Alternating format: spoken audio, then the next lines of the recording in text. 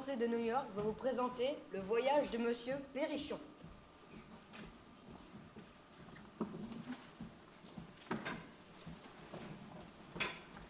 Est-ce que vous connaissez Monsieur Perrichon?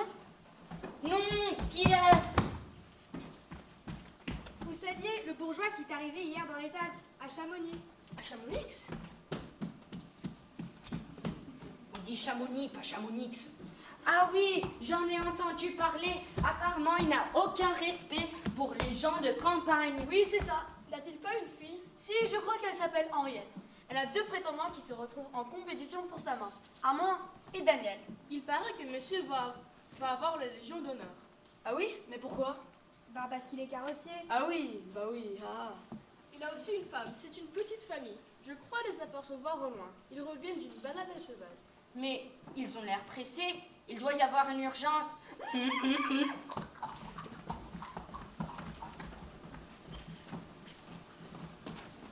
Vite, de l'eau, du sel, du vinaigre. Qu'est-il donc arrivé? Mon père a manqué de se tuer. Est-il possible?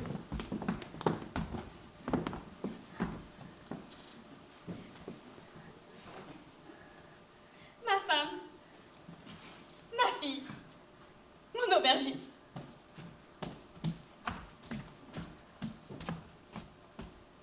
Ah, je me sens mieux. Tiens, bois, ça te remettra. Ainsi quel but? C'est ta faute aussi. Vouloir monter à cheval, un père de famille et avec des éperons encore. Les éperons n'y sont pour rien. C'est la bête qui est ombrageuse. Tu leur as piqué sans le vouloir. Elle s'est cabrée. Et sans le courage de Monsieur Armand qui venait d'arriver, mon père disparaissait dans un précipice. Avec un courage, un sang-froid, vous êtes notre sauveur, car sans vous, mon mari, mon pauvre ami. Calmez-vous, il n'y a plus de danger. Non, ça me fait du bien. Ça t'apprendra à mettre tes éperons. Tu n'aimes pas ta famille. Permettez-moi d'ajouter mes remerciements à ceux de ma mère. Je garderai toute ma vie le souvenir de cette journée. Toute ma vie. Ah, mademoiselle. À mon tour, monsieur Armand. Non. Laissez-moi vous appeler Armand. Comment donc? Armand, donnez-moi la main. Je ne sais pas faire de phrases, moi. Mais tant qu'il battra, vous aurez une place dans le cœur de monsieur Perrichon. Je ne vous dis que cela. Merci, monsieur Armand.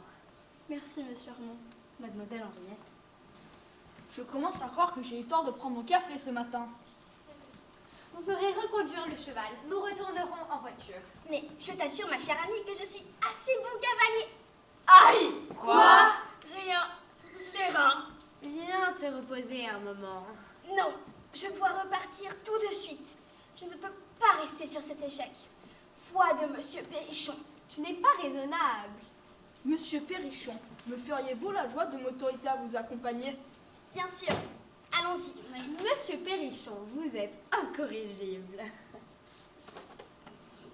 À bientôt, Armand. Au revoir, monsieur Armand. Aïe, Au revoir, Armand.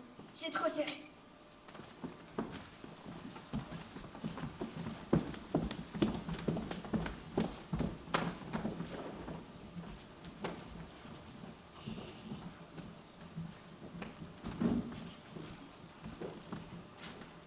Je suis un peu perdue. Pouvez-vous m'expliquer ce qu'il se passe?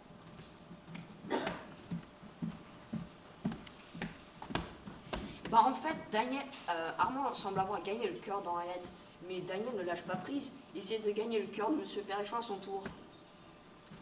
Mais regardez! Monsieur Perrichon et Daniel se promènent! Mais Daniel se place en dessous d'une précipice et fait semblant de tomber et appelle à l'aide! Oui, d'ailleurs, voici Monsieur Perrichon qui hésite et qui finalement va sauver Daniel. Voilà qui oriente vers l'auberge, pressé. Daniel est tout dépité et est supporté par Monsieur Perrichon.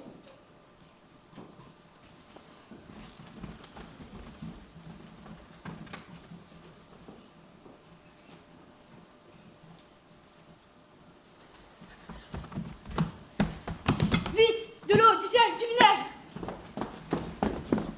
Qu'y a-t-il? Un événement affreux!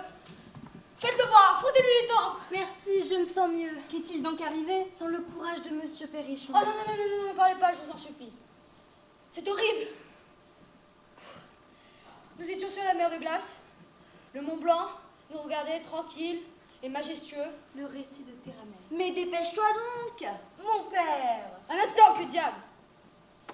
Depuis 5 minutes, nous suivions tout pensifs un sentier abrupt qui serpentait entre 2 crevasses. De glace! Je marchais le premier. Quelle imprudence! Tout à coup, j'entends comme un éboulement derrière moi. Je me retourne. Monsieur venait de disparaître dans une de ces abîmes sans fond dont la vue seule fait frissonner. Mon ami. Alors, n'écoutant que mon courage, moi, monsieur Péchon, je me lance. Ciel! Sur le bord du précipice, je lui tends mon bâton ferré. Il s'y cramponne, je tire, il tire, nous tirons, et après une lutte insensée, je l'arrache au néant et le ramène à la face du soleil, notre père à tous. Oh, papa. Mon ami. Oui, mes enfants, c'est une belle page. Comment vous trouvez-vous? Très bien, ne vous inquiétez pas. Monsieur Perrichon, vous venez de rendre un fils à sa mère, Ah, c'est vrai, un frère à sa sœur. et un homme à la société. Les paroles sont impuissantes pour reconnaître un tel service. C'est vrai. Il n'y a que le cœur, entendez-vous? Le cœur.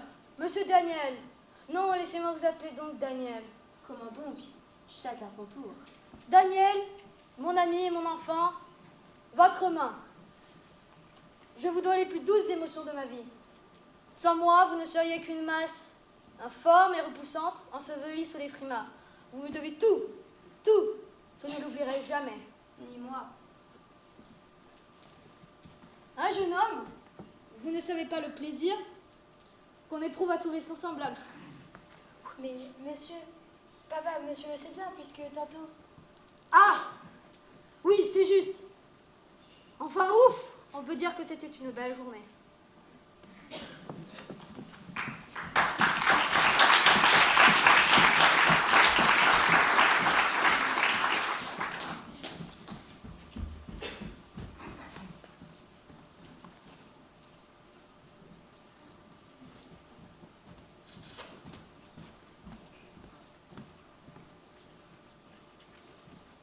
Un événement qui aurait pu avoir des suites déplorables vient d'arriver à la mer de glace. Monsieur Daniel S. a fait une chute et est tombé dans une de ces crevasses si redoutées des voyageurs.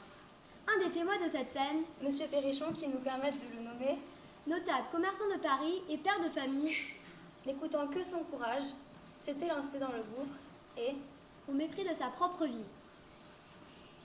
s'était lancé dans le gouffre. Et après des efforts inouïs, On a été assez heureux pour en retirer son compagnon. un si admirable dévouement n'a été surpassé que par la modestie de Monsieur Perrichon. Qui a été très heureux après la foule émue et attendrie. Les gens de cœur de tous les pays nous sont en gré de leur annoncer un pareil trait. 3 francs la ligne.